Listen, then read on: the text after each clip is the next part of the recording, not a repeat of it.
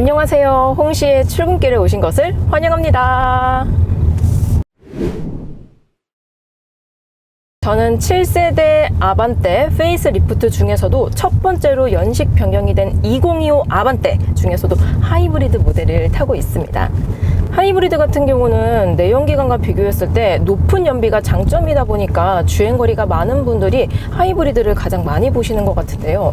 참고로 저는 지금 빌트인 캠의 17인치 조합으로 공인 연비는 리터당 18.9km가 나오는데요. 제가 한 3일 정도 데일리카로 타고 다닌 결과 에어컨을 계속 켜놨더니 연비가 지금 리터당 18.5km가 나오고 있습니다.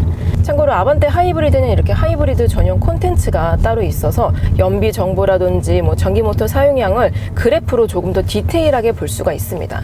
그리고 내가 지금 기름으로 가는지 전기모터로 가는지 이런 것들을 아이콘으로 표시를 해주고 있어서 이런 것도 시인성이 확실히 좋은 것 같아요. 연식 변경이 되면서 가격도 조금 오르긴 했는데요. 도대체 뭐가 바뀐 거냐? 일단 첫 번째로는 외장 컬러의 변화가 있습니다. 미라지 그린이라고 이번에 신형 아반떼에 도입이 된 외장 컬러인데요. 기존에는 이게 신형 코너에 처음 적용이 되었었던 약간 연두색 컬러가 있어요. 그게 아반떼에도 적용이 되었고요. 두 번째로는 이 보드 패널에 자석이 추가가 되었습니다. 그래서 제가 굉장히 예쁘게 막 꾸며놨는데요. 요거는 보통 아이오닉 시리즈에서 적용이 되었던 건데 보통 이제 아반떼 타시는 분들이 그럴 거예요. 아니 이거 보드석 패널이고 그냥 플라스틱으로 되어 있었거든요. 유광 하이글로시. 그래서 이거 사용할 수도 없고 이거 어쩌라는 것이냐, 이거 뭐냐 이거 이런 말씀을 정말 많이 하셨는데요. 이제는 드디어 쓸모가 있게 바뀌었습니다. 그래서 이게 자석이기 때문에 제가 또 이렇게 냉장고 자석을 또 가져왔거든요, 집에서. 그래서 이렇게 자석이 붙어있기 때문에 촥 이렇게 붙일 수도 있고요. 그래서 저는 지금 이 보조석 패널에 막 명함도 붙여놓고 하긴 했지만 가족 사진이라든지 반려동물 이런 사진을 붙여놔도 좋을 것 같습니다. 그리고 세 번째로는 전 트림에 eCM 룸미러와 소화기가 기본으로 배치가 되고요. 모던 트림 기준으로는 하이패스와 운전석 파워 윈도우 그리고 2열 쪽에는 에어벤트가 기본으로 탑재가 됩니다. 여기까지가 2025로 연식 변경이 되면서 바뀐 점들입니다. 요즘 현대기아차 신차가 연식 변경이 되면서 다른 브랜드에 비해서 좀 바뀌는 항목들이 많거든요. 근데 아반떼는 아무래도 급이 급인지라 바뀐 항목들이 다른 차종에 비해서는 막 엄청 많다라고 느껴지지는 않는 것 같습니다. 아무래도 가격적인 측면에서 뭐가 많이 바뀌면 그만큼 가격이 오를 수밖에 없잖아요. 그래서 그런지 이 상승폭을 최소한으로 잡으면서도 변경 포인트도 뭔가 최소한으로 된 것 같다, 그런 느낌이 듭니다. 아무튼 제가 타고 있는 차량은 아반떼 하이브리드 인스퍼레이션 트림에 옵션이 거의 다 들어가 있기 때문에 차량 가액이 한 3,200만 원 정도가 되긴 합니다. 사실 아반떼를 3,000만 원 넘게 주고 살 거면은 아니 그 돈이면은 소나타 사는 게 낫지 않냐, 돈 좀 보태가지고 그랜저나 아니면은 다른 SUV 차량을 사는 게 낫지 않을까, 이런 생각이 들 수도 있을 것 같습니다. 다만 이게 제가 타고 있는 게 하이브리드잖아요. 하이브리드는 원래 비싸요. 가솔린에 비해서 평균적으로 한 430만 원 정도가 비싸기는 하거든요. 근데 이거는 다른 차들도 보통 비슷해요. 기본 가솔린을 할 것이냐 아니면 하이브리드를 할 것이냐에 따라서 보통은 한 300~400 정도 차이가 나긴 하거든요. 근데 저는 개인적으로 진짜 주행거리가 많은 분들이 아니시라면은 차 급이 아래 급일수록 그냥 기본 가솔린을 사시는 게 좀 더 가성비가 좋지 않을까라는 생각이 듭니다. 단적인 예로 그랜저 같은 경우는 준대형이다 보니까 차체도 크고 공차 중량도 무겁고 그러다 보니까 가솔린으로 갔을 때 연비가 좀 잘 안 나오거든요. 물론 발끝 신공을 하신다면 잘 나올 수도 있겠죠. 하지만 그러기는 쉽지 않기 때문에 주행거리가 많으신 분들은 하이브리드를 많이 선택을 하시는 것 같은데요. 또 공교롭게도 제가 한 달 전쯤에 신형 2025 그랜저 하이브리드를 시승을 했었습니다. 그때도 이게 준대형 세단인데도 불구하고 연비가 리터당 18km 정도가 나왔거든요. 그래서 아니 이곳은 사야 되는 곳인가? 이런 생각까지 들었습니다. 근데 반대로 생각하면은 지금 준준형급인 아반떼를 타고 있는데 물론 제가 촬영을 하면서 계속 정차하면서 에어컨을 틀어놔서 연비 손실이 생겼어요. 생긴 상태에서 그랜저 하이브리드와 연비가 비슷하게 나오다 보니까 굳이 이 436만 원을 더 추가를 하고 하이브리드를 살 바에는 그냥 이 436만 원을 아끼고 가솔린을 사는 것도 나쁘지 않겠다라는 생각이 들더라고요. 그리고 제가 이 신형 아반떼 가솔린도 탔었을 때 생각보다 연비가 잘 나오는 거예요. 그게 연비가 기본 인치 기준으로 15km대가 나오는데 실제적으로는 한 16, 17km 정도 나오더라고요. 저는 디젤 탄 줄 알았잖아요. 그래서 생각보다 연비가 잘 나왔다 보니까 굳이 이 436만 원을 추가를 해서 하이브리드 파워트레인을 선택하지 않아도 유류비를 조금 아낄 수 있겠다, 세이브할 수 있겠다라는 생각이 들었습니다. 그리고 제가 뭐 5년이 넘게 이 자동차 리뷰를 하면서 진짜 다양한 차들을 많이 타봤잖아요.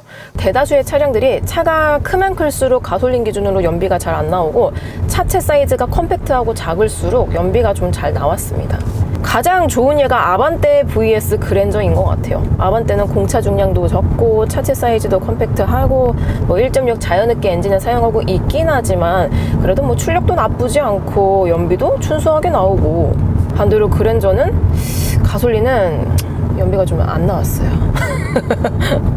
연비가 좀 안 나왔습니다.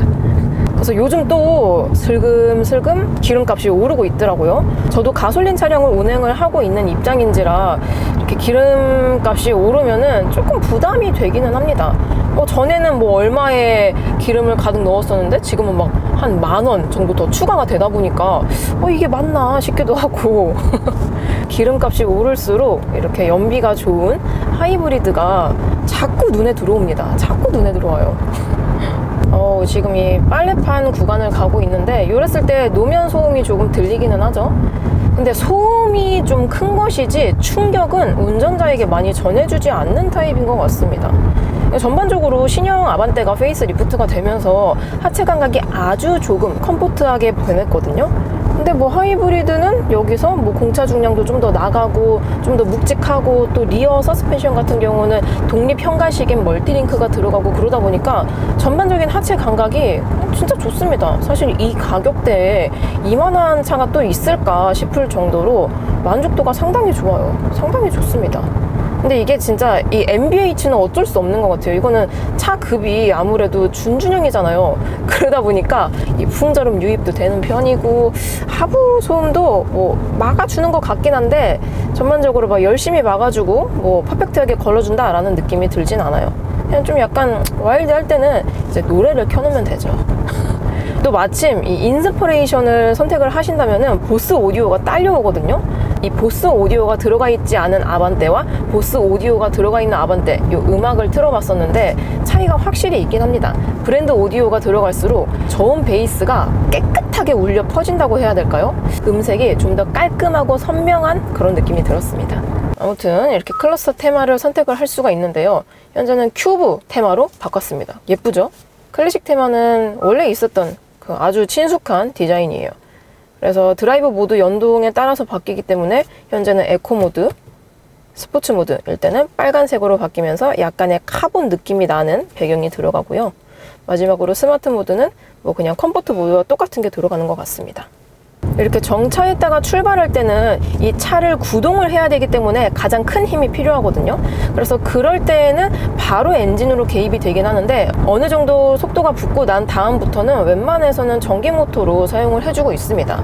아반떼 하이브리드 같은 경우는 전기 모터가 32kW가 들어가거든요.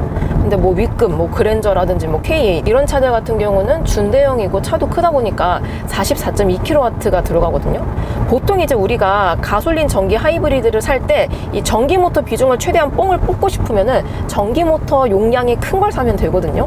근데 뭐 아반떼는 32kW도 충분한 것 같습니다. 이 차체 사이즈와 잘 맞는 것 같아요. 궁합이 좋다라고 느껴집니다. 지금 콘크리트 구간에서 아스팔트 구간으로 넘어왔는데 로드 노이즈가 좀 있는 편에 속하죠. 다시 콘크리트에서 아스팔트로 오니까 살짝 조용해지고, 보통 작은 차량을 탈수록 노면 상황에 따라서 컨디션이 좀 많이 차이가 나는 것 같습니다. 그래서 최대한 이제 갓 포장된 도로 있잖아요. 또 이렇게 속도 감쇄 구간에서는 진동은 잘 막아주거든요. 근데 소음이 다이내믹합니다. 다이내믹해요. 그리고 전기 모터가 추가가 되어 있기 때문에 회생제동 기능도 기본적으로 들어가 있어요. 보통 전기 모터가 추가가 되어 있는 차량들은 쭉 가다가 감속할 때 운동 에너지가 전기 에너지로 변환이 되면서 그 변환되었을 때 에너지를 버리지 않고 다시 이 차를 구동시킬 수 있게 충전을 해주다 보니까 굉장히 효율적인 방법이잖아요. 근데 아반떼 하이브리드도 마찬가지로 쭉 이렇게 가속하다가 이제 브레이크를 밟고 뭐 정차라든지 좀 감속을 했을 때 회생제동이 포함이 되어 있습니다. 근데 요거는 뭐 따로 뭐 패들 시프트가 없기 때문에 뭐 조작을 할 수는 없고 차가 알아서 감속을 해주거든요. 근데 제가 이 차를 타고 데일리카로 며칠간 타다 보니까 처음 이 차를 타신다면은 약간 이질감이 들 수도 있겠다 싶은 부분이 쭉 가다가 감속하는 것까진 괜찮거든요. 근데 만약에 뭐 빨간불이야 앞에, 그러면 정차를 해야 되잖아요. 그랬을 때 감속되는 정도가 일반 차들하고 살짝 다르다라는 느낌을 받았습니다. 보통의 차들은 디스크를 캘리퍼가 쭉 잡아주면서 그냥 내가 이 페달을 밟는 정도에 따라서 감속이 되잖아요. 근데 이 아반떼 하이브리드는 감속이 되면서 회생제동이 이질적으로 반응을 해줍니다. 자, 마침 또 앞에 빨간불이라서 정차를 해볼게요. 쭉 가다가 제가 브레이크를 밟아보겠습니다. 쭉 밟았을 때 뭔가 애매하게 회생제동과 함께 물리적인 브레이크가 잡히면서 완전 정차할 때는 좀 감도가 달라요. 이게 밀리는 거랑은 좀 다르거든요, 말이. 그러니까 밀리는 건 아닌데 감도가 조금 다르다 보니까 일반적인 내연기관을 운용을 하시다가 이 차량, 특히 아반떼 하이브리드를 타신다면은 익숙해지는 데까지 살짝 시간이 걸릴 수도 있지 않을까라는 생각이 들더라고요. 아무튼 뭐 이 차를 제동하는 데 있어서 물리적인 브레이크 힘이라든지 회생제동이 뭐 부족하진 않습니다. 근데 감도가 다만 좀 어색할 수도 있겠다 싶은 거예요. 또 이렇게 저속에서 EV 모드로 주행을 하면서 또 노면 상태도 좋으니까 상당히 조용하죠. 확실히 차 급이 아래급일수록 노면 상태에 따라서 NVH가 많이 달라집니다. 제가 며칠 전에는 또 신형 모닝을 탔었거든요. 근데 모닝은 경차이잖아요. 경차 참 좋은데 너무 시끄러워요. 그래서 경차를 타다가 아반떼를 타니까 마치 S클래스를 탄 느낌이랄까요. 저는 맨날 차들을 이것저것 가리지 않고 맨날 막 다른 걸 타잖아요. 진짜 심할 때는 일주일에 한 4개의 차를 탈 때도 있습니다. 그럼 막 이거 탔다 저거 탔다 요거 탔다 그래가지고 막 이랬다 저랬다 할 수도 있는데 요 생활을 5년 넘게 반복을 하다 보니까 또 금방 감도를 찾게 되더라고요. 저만의 이 안테나가 있어요. 그래서 아무튼 이 아반떼는 탈 때마다 느끼는 거지만 가격 대비 만족도가 상당히 높은 차임은 틀림이 없습니다. 그리고 제가 한 달 전쯤에 그랜저 하이브리드 신형을 시승을 했었는데요. 그때 제가 그랜저를 안 산 이유라고 해서 이렇게 쇼츠를 만들었는데 많은 분들이 봐주셨더라고요. 그리고 어떤 분께서 댓글을 남겨주셨는데요. 아니 저번에는 아반떼 사신다고 하셨다가 갑자기 그랜저 너무 갭이 큰 거 아니냐 이런 말씀을 주셨는데요. 제가 여기서 정확하게 말씀을 드리겠습니다. 그러니까 그거예요. 아반떼는 내 주머니 사정과 비교했을 때 무리 없이 부담 없이 살 수 있는 차지만 그랜저도 살 수 있긴 해요. 다만 이제 할부를 좀 낀다거나 36개월 좀 뭔가 빠듯할 것 같은데 60개월로 할까? 그러니까 그런 정도의 느낌인 거죠. 살 수는 있지만 살짝 할부를 많이 껴야 된다 이런 느낌이 그랜저였어요. 고요. 아반떼는 그냥 진짜 제 주머니 사정과 비교했을 때 그냥 정말 무리 없이 구매를 할 수 있었던 차종이기 때문에 아반떼를 살까 그랜저를 살까 구매하다가 결국은 그 두 차종 모두 구매하진 않았지만 근데 아반떼나 그랜저 같은 경우는 내돈내산해서 구매를 하더라도 돈이 아깝다라고 느껴지진 않을 것 같아요. 근데 또 이렇게 생각을 하실 수도 있어요. 그래서 그거 왜 안 샀냐. 근데 제가 또 하필 2년 전쯤에 캠핑을 다니기 시작했거든요. 그러니까 물론 세단으로도 캠핑 많이 가시죠. 근데 저는 만약에 병이 있어서 만약에 이게 필요하면 어떡하지? 만약에 이게 없으면 어떡하지? 해서 짐 보따리가 진짜 거의 피난민 수준이에요. 짐이 정말 많다 보니까 세단으로는 도저히 안 되겠더라고요. 그래서 어쩔 수 없이 조금 큰 SUV를 구매를 했었는데 아무튼 뭐 캠핑을 다니지 않았더라면 저는 아반떼나 그랜저 이 둘 중에 하나를 구매를 했을 것 같습니다. 이야기하다 보니까 너무 산으로 오긴 했는데요. 그리고 요즘 차들은 전자식 기어가 많이 적용이 되어 있잖아요. 뭐 다이얼식이나 뭐 전자식이나 칼럼식이나. 근데 아반떼는 아직까지는 물리적인 기어 방식을 사용합니다. 그래서 뭐 내가 단수를 조정하고 싶으면 이렇게 쭉 당겨가지고 또 딱 당기면 스포츠 모드로 변신이 되는데 여기서 뭐 다운시프트를 하면은 뭐 3단, 2단 이런 식으로 또 이런 것들을 조절을 할 수 있어서 나름 재밌습니다. 여기서 레버를 딱 옆으로 당기면은 바로 스포츠 모드가 되기 때문에 쭉 달리면 또 너무 재밌고 이렇게 컴팩트한 차를 탈수록 달렸을 때 이 느낌이 너무 좋습니다. 그러니까 고마력, 고성능 차들과 가벼운데 잘 나가는 차들과 색채감도 다르고 느낌도 많이 다르거든요. 그러니까 이 차랑 정반대되는 고마력, 고출력 차량들은 뭐 엔진이라든지 변속기도 좋긴 하지만 그만큼 공차 중량이 되게 무겁거든요. 무거운 차들이 진짜 많습니다. 완전 슈퍼카로 가지 않은 이상. 그래서 처음 끌어올릴 때 차가 가벼워서 나간다기보단 진짜 이 엔진이 이 차체를 캐리한다 라는 느낌이 강하게 드는데요. 아반떼라든지 이런 컴팩트한 차체를 탔을 때에는 그러니까 힘이 좋아서 나가는 게 아니잖아요. 근데 이렇게 딱 한 다음에 쭉 나갔을 때 이 차체가 가벼워서 호르르 하고 이렇게 달려나가주는 그 느낌이 또 있습니다. 이것도 저는 사실 나쁘지 않다고 생각이 들어서 가볍게 드라이빙을 즐기고 싶을 때는 사실 아반떼만한 차도 없지 않나 이런 생각이 들어요. 제가 약간의 연비 주행을 했더니 또 연비가 리터당 19.4km로 나와 있습니다. 보통 그냥 일반 시내길을 주행한다면 연비가 한 21km 정도 나오더라고요. 확실히 아반떼 하이브리드는 연비가 장난이 아닌 것 같습니다. 근데 웃긴 게 요즘 다들 이제 하이브리드 파워트레인을 많이 선호를 하시는데요. 아반떼 같은 경우는 판매율만 보자면은 그냥 가솔린 있잖아요. 1.6 자연흡기. 그러니까 가솔린이 10대 판다고 가정이 되었을 때 하이브리드 파워트레인은 한 대가 팔립니다.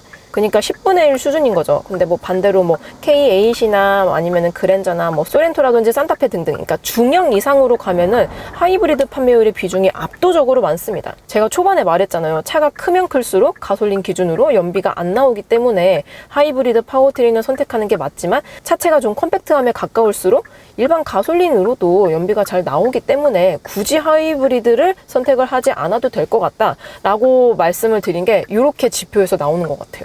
자, 이제 유턴, 제가 이 360도 어라운드 뷰 기능을 켰습니다. 근데 화질이 이게 과거랑 비교했을 때 상당히 선명해진 것 같아요. 근데 화질이 진짜 선명하죠. 이게 리어 뷰거든요. 과거에 비해서 카메라가 좀 좋은 게 달려있는 것 같아요. 여러분들은 퇴근 중이신가요? 오늘 하루도 정말 수고 많으셨습니다. 사실 저는 출근 중이 아니에요. 시승차가 주말에 와가지고 출근하는 척 한번 해봤어요. 그럼 하루 마무리 잘 하시고요. 저는 그럼 다음 리뷰 때 뵙도록 하겠습니다. 그럼 안녕. 안녕.